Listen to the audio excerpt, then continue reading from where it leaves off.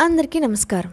ఈరోజు కథ ప్రేమ ఎంత మధురం, ఎపిసోడ్ 220. నీ తోడు కావాలి.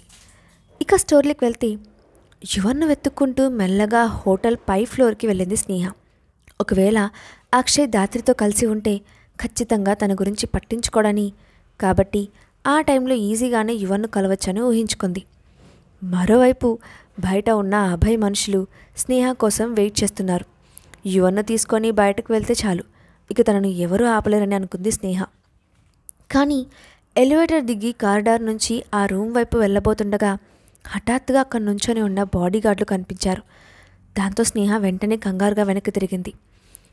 ఇప్పుడు ఆ రూమ్ వైపు ఎలా వెళ్ళాలి అని ఆలోచిస్తూ ఉండగా అప్పుడే అటువైపు నుండి ఒక వ్యక్తి ఆ హోటల్లో స్టాఫ్ డ్రెస్ వేసుకొని బయటకు రావడం కనిపించింది. దాంతో ఒక క్షణం ఆలోచించిన ఆమె ఆ వ్యక్తి అక్కడి నుంచి దూరంగా వెళ్ళగానే హడావిడిగా రూమ్ వైపు వెళ్ళింది. ఆ హోటల్లో క్లీనింగ్ స్టాఫ్ కోసం కేటాయించిన రూమ్, ఆ రూమ్లోనే స్టాఫ్ అంతా డ్రెస్ చేంజ్ చేసుకొని ఆ తర్వాత డ్యూటీలోకి వెళ్తున్నారని అర్థమైంది.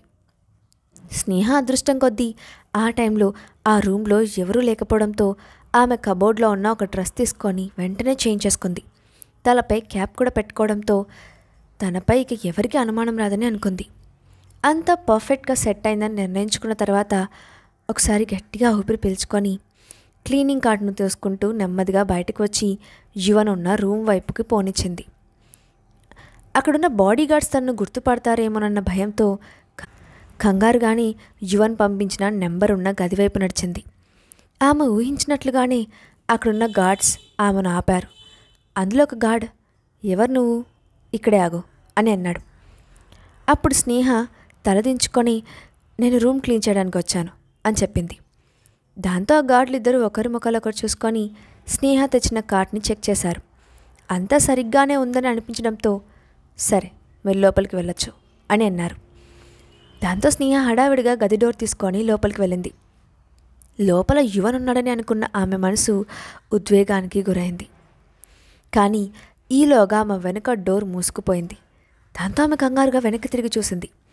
ఒకవేళ అనుకోకుండా క్లోజ్ అయిందనుకున్న స్నేహ తనకు తానే ధైర్యం చెప్పుకొని లోపలికి అడుగులు వేస్తూ, "యువన్, ఎక్కడున్నావు?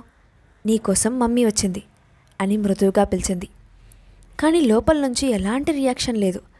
గది మొత్తం చాలా నిశ్శబ్దంగా ఉంది. దాంతో ఆమె మనస్సు ఏదో కీడు శంకించింది. అప్పుడు స్నేహ మళ్ళీ పిలుస్తూ, "యువన్, ఉన్నావా? నీకోసం మమ్మీ వచ్చింది నాన్న" అని మళ్ళీ పిలిచింది.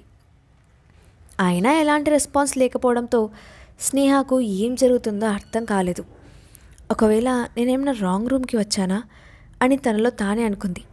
దాంతో ఆమె వెంటనే బయటకు వెళ్ళి యువన్కి కాల్ చేయాలని అనుకొని వెనక్కి తిరిగింది. ఇంతలో ఒక్కసారిగా లోపల బెడ్రూమ్లో టక్కుమంటూ చిన్న శబ్దం వినిపించింది. దాంతో ఒక్కసారిగా స్నేహ గుండె వేగం పెరిగిపోయింది. అంతలోనే ఆమె ఆలోచిస్తూ, ఒకవేళ నేను రావడం లేట్ అయ్యేసరికి యువన్ అలసిపోయి నిద్రపోతున్నాడా అని అనుకుంటూ మెల్లగా అడుగులో అడుగు వేసుకుంటూ ఆ గదిలో అడుగుపెట్టింది. దాంతో ఒక్కసారిగా డోర్ మూసుకుపోవడంతో పాటు లైట్లు కూడా ఆన్ అయ్యాయి. అక్కడ ఎదురుగా కనిపించిన అక్షయ్ని చూసి ఒక్కసారిగా స్నేహ కళ్ళు భయంతో పెద్దవయ్యాయి. దాంతో వెంటనే వెనక్కి తిరిగి డోర్ దగ్గరికి వెళ్ళి హ్యాండిల్ పట్టుకొని హడావిడిగా డోర్ ఓపెన్ చేయడానికి ట్రై చేసింది. కానీ ఎంత ప్రయత్నించినా డోర్ ఓపెన్ అవ్వలేదు. అక్షయ్ నెమ్మదిగా ఆమె దగ్గరకు అడుగులు వేశాడు. దాంతో స్నేహ గుండె గొంతులోకి వచ్చినట్లయింది. వెంటనే కంగారుగా, "బయట ఎవరైనా ఉన్నారా? డోర్ తెరవండి ప్లీజ్" అని అరిచింది. ఇంతలో అక్షయ్ ఆమెను వెనక నుంచి 2 చేతులతో గట్టిగా చుట్టుకొని, "ఎక్కడికి వెళ్తావు?" అని అన్నాడు. స్నేహ వెంటనే అతని చేతుల్లో నుంచి విడిపించుకోవడానికి తీవ్రంగా పోరాడుతూ, "అక్షయ్, నన్ను వెళ్ళనివ్వు" అని కోపంగా అరిచింది. కానీ అక్షయ్ ఆమెను ఇంకొంచెం గట్టిగా హత్తుకుంటూ ఆమె చెవి దగ్గరకు వంగి, "స్నేహ, నువ్వు ఇక్కడి నుంచి ఇక వెళ్ళడానికి ప్రయత్నించుకో. ఒకవేళ నువ్వు ఈ ప్రయత్నం ఆపకపోతే ఏం జరుగుతుందో నేను చెప్పలేను" అంటూ బెదిరించాడు. ఆ ఒక్క మాట విని స్నేహ ఆగిపోయింది. కాసేపటి వరకు అతని కౌగిల్లోనే కదలకుండా ఉండిపోయిన స్నేహ ఆ తర్వాత నెమ్మదిగా, "యువన్ ఎక్కడున్నాడు?" అని అడిగింది. యువన్ చెప్పిన అదే నెంబర్ గదిలో అక్షయ్ ఉండడంతో ఆమె మళ్ళీ అక్షయ్ ట్రాప్లో చిక్కుకున్నానని అర్థం చేసుకుంది. అప్పుడు అక్షయ్ చిన్నగా నవ్వుతూ ఆమెను తన వైపుకు తిప్పుకొని, "కంగారు పడుకు, యువన్ సేఫ్గానే ఉన్నాడు, మన కోసం ఎదురు చూస్తూ ఉన్నాడు, మనమిద్దరం పెళ్లి చేసుకున్న తర్వాతే మన దగ్గరికి వస్తాడు అని చెప్పాడు. అతని గొంతులో ప్రేమతో నిండిన ఆ మాటలు విని చాలా రోజులు కావడంతో స్నేహ మనసు విచిత్రంగా అనుభూతి చెందింది. అయినా ఆమె వెంటనే రిజెక్ట్ చేస్తూ, లేదు, నువ్వేం మాట్లాడుతున్నావు, మనిద్దరికీ పెళ్ళి ఎలా జరుగుతుంది అని అంది. ఎందుకు జరగదు, మనిద్దరికీ ఎంగేజ్మెంట్ కూడా అయింది. నేను ప్రపోజ్ చేసిన రోజే నిన్ను ఎంగేజ్మెంట్ చేసుకున్నాను. ఇప్పుడు నేను పెళ్లి చేసుకోవడం కోసం మాత్రమే ఎదురు చూస్తూ ఉన్నాను అని అన్నాడు. ఆ మాటలు విని స్నేహ ఆశ్చర్యంగా చూస్తూ, నువ్వేమంటున్నావు, ముందు నన్ను వదులు, మనం దీని గురించి మాట్లాడుకోకుండా ఉంటేనే మంచిది అని అంది. కానీ అక్షయ్ ఆమెను వదలకుండా, నేను నిన్ను ఎక్కడికి వెళ్ళనివ్వను, బయట ఉన్న వాళ్ళంతా పెళ్లి కోసమే ఎదురు చూస్తున్నారు, నువ్వు ఉంటేనే ఈ పెళ్లి జరుగుతుంది అని గట్టిగా చెప్పాడు. ఆ మాటలు విని స్నేహ నమ్మలేనట్లుగా చూస్తూ, అక్షయ్, నీకేమైనా పిచ్చి పట్టిందా, ఇంకా సేపట్లో నువ్వు దాత్రిని పెళ్లి చేసుకోవాలి, కానీ నీ నోటి నుండి ఎలాంటి మాటలు వస్తున్నాయి, అనవసరంగా నన్ను ఇబ్బంది పెట్టడం మానేసేయాలి ప్లీజ్ అని అంది. ఆ మాట విని అక్షయ్ ముఖం ఒక్కసారిగా కోపంగా మారిపోయింది. దాంతో అతను స్నేహ వైపు సీరియస్గా చూస్తూ, స్నేహ, మన పెళ్ళి ఖచ్చితంగా జరిగి తీరుతుంది, నీ కడుపులో మన బిడ్డ ఉందన్న సంగతి మర్చిపోవద్దు, అది నా బిడ్డ, ఇది నువ్వు కాదనలేని నిజం, నువ్వు నన్ను ఎప్పటికీ తప్పించుకోలేవు అని అన్నాడు. ఆ మాటలకి స్నేహ కూడా సమాధానం చెప్తూ, అక్షయ్, నువ్వు కడుపులో ఉన్న బిడ్డ పేరు చెప్పి నన్ను భయపెట్టకు, ఆ పిల్లల ఫ్యూచర్ బాగుండడానికైనా మనం దూరంగా ఉండాలి, నువ్వు నన్ను వదిలేస్తే నేను ఎక్కడికైనా వెళ్ళి బిడ్డను కని ఆ బిడ్డను నేనే పెంచుతాను, సరేనా అని అంది. ఆమె తమ ఇద్దరి మధ్య స్పష్టమైన గీతలు గీయడానికి సాయశక్తులా ప్రయత్నించడం చూసి అక్షయ్ ముఖం కోపంగా మారింది. దాంతో అతను, స్నేహ, నేను నిన్ను హెచ్చరిస్తున్నాను, నువ్వు ఇంకో మాట మాట్లాడావంటే ఆ తర్వాత ఏం జరుగుతుందో నేను చెప్పను అని అన్నాడు. అతని కోపం చూసిన స్నేహ హడావిడిగా మాట్లాడుతూ, అక్షయ్, నువ్వు కొంచెం ప్రశాంతంగా ఉండు, నేను చెప్పేది అర్థం చేసుకో, నేను నీకు తగినదాన్ని కాదు, నాకు ఒక కొడుకున్నాడు, తండ్రి ఎవరో కూడా తెలియదు, అలాంటి నాకు నీలాంటి వాడికి భార్యగా ఉండడానికి అర్హత లేదు అని ఆమె చెప్తూ ఉండగానే ఆమె కంటి నుండి కన్నీళ్లు జారిపోతున్నాయి. ఆమె కన్నీళ్లు చూడగానే అప్పటిదాకా ఉన్న అక్షయ్ కోపం క్షణంలో కరిగిపోయింది. దాంతో ఆమె గడ్డం పట్టుకొని తల పైకెత్తి, సరే, నువ్వేడకు, ఏదైనా ఉంటే మనం కూర్చొని మాట్లాడుకుందాం అని అన్నాడు. స్నేహ వెంటనే అతని దగ్గర నుండి దూరంగా జరగబోతూ, ఇక మనం మాట్లాడుకోవడానికి ఏమీ లేదు, నేను వెళ్ళాలి, నన్ను వెళ్ళనివ్వు ప్లీజ్ అక్షయ్ అని అంది. ఆమె మొండిగా ప్రవర్తించడం చూసి అతను కోపంగా, స్నేహ, నేను ఇప్పటిదాకా సైలెంట్గా ఉన్నాను, కానీ నువ్వే ఇప్పుడు నన్ను ఇలా చేయమని బలవంతం చేస్తున్నావు అని చెప్పి ఆ మాట పూర్తి కాకుండానే ఆమె ముఖాన్ని 2 చేతుల్లోకి తీసుకొని పెదవులపై బలవంతంగా ముద్దు పెట్టాడు. చాలా రోజుల తర్వాత తాకిన అతని పెదవుల స్పర్శను ఆస్వాదిస్తూ చాలాసేపటి వరకు స్పందన లేనట్లుగా నిలబడిపోయింది. ఆ ముద్దులో ఆమె లోపల ఉన్న మనోవేదన మొత్తం కన్నీళ్ల రూపంలో కరిగి ప్రవహించింది. కాసేపటికి స్నేహ తేరుకొని అతన్ని దూరంగా నెట్టేందుకు ప్రయత్నించింది. కానీ అక్షయ్ ఆమెపై పట్టును మరింత గట్టిగా బిగించాడు. స్నేహ ఏమీ చేయలేనట్లు నిస్సహాయంగా మిగిలిపోయింది. కాసేపటికి అక్షయ్ నెమ్మదిగా ఆమె పెదవులను వదులుతూ ఎర్రగా మారిన ఆమె ముఖాన్ని చూసి సంతృప్తిగా నవ్వి, ఇప్పుడు కూడా నువ్వు నన్ను లవ్ చేస్తున్నావని ఒప్పుకోవా అని అన్నాడు. అతని ప్రశ్న విన్న స్నేహ ఏం సమాధానం చెప్పలేనట్లు మౌనంగా తలదించుకుంది. తను డైరెక్ట్గా అడిగినా కూడా స్నేహ తన ప్రశ్నకు సమాధానం ఇవ్వకపోవడంతో, ఇక లాభం లేదు, నీకు పనిష్మెంట్ ఇవ్వాల్సిందే అంటూ ఒక్కసారిగా ఆమెను తన 2 చేతుల్లోకి ఎత్తుకున్నాడు అక్షయ్.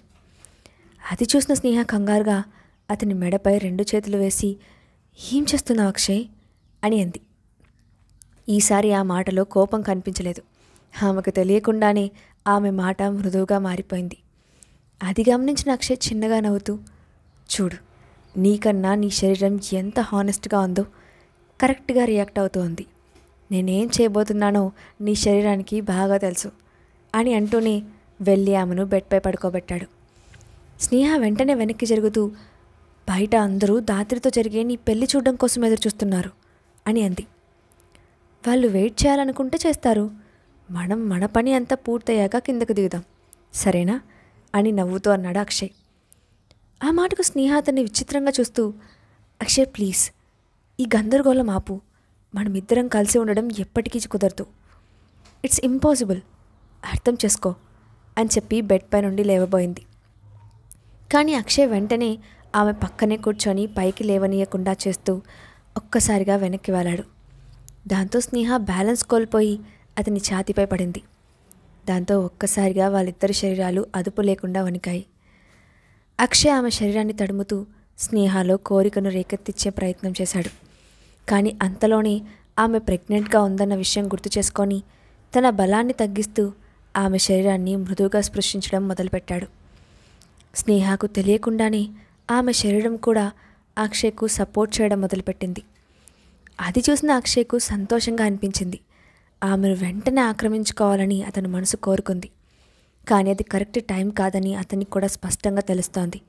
అందుకే మనసులోనే ఆలోచనను బలవంతంగా అణిచివేసుకుంటూ ఆమె నుదుటిపై ముద్దు పెట్టి, నీకు నేను కావాలి, నిజమా కాదా అని అడిగాడు. ఊహించని ఆ ప్రశ్నకు స్నేహ ముఖం సిగ్గుతో ఎర్రబడింది. కానీ వెంటనే, అక్షయ్ ముందు పైకిలే, నన్ను వెళ్ళనివ్వు అని విసుగ్గా చెప్పడానికి ప్రయత్నించింది. కానీ ఆమె గొంతు మాత్రం దానికి సహకరించలేదు. అప్పుడు అక్షయ్ తన చేతి వేలితో ఆమె ముఖంపై మెల్లగా రాస్తూ, చూడు స్నేహ, నువ్వు లేని ఇన్ని రోజులు నాకు ప్రపంచంతో సంబంధం లేకుండా పోయింది. మెకానికల్గా బ్రతికే నా జీవితంలోకి నువ్వు వచ్చి లైఫ్ అంటే ఎలా ఉంటుందో పరిచయం చేశావు. నా జీవితం మొత్తం నీతో ఉండాలనిపించేలా మాయ చేశావు. ఈ మాయను మధ్యలోనే వదిలి వెళ్ళిపోతే నేను మళ్ళీ ఒంటరివాడైపోతాను. నువ్విప్పుడు ఎవరి గురించి ఆలోచించుకు. నువ్వు నన్ను ప్రేమిస్తే నా గురించి ఆలోచించాలి కదా.